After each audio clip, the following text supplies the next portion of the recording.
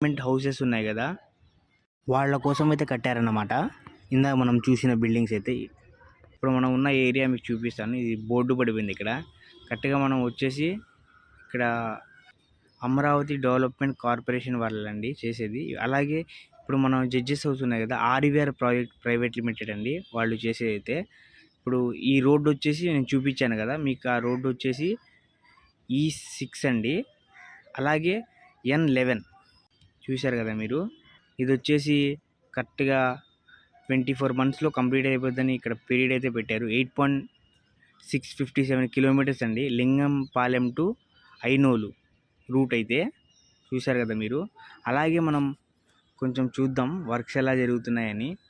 Project cost వచ్చేసి 283 కోట్లండి ఎస్టిమేటెడ్గా.